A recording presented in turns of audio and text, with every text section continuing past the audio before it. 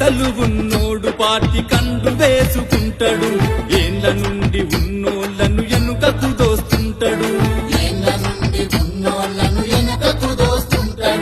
అధిష్టాన మనసు గెలిచి అణిచివేయ చూస్తాడు, ఆశపడ్డ పదవి పైన తను కన్నే వేస్తాడు.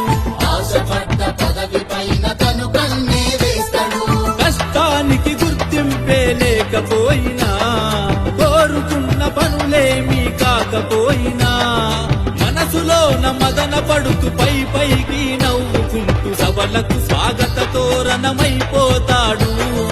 ఎన్నికల్లో గెలుపుకు కారణమవుతాడు.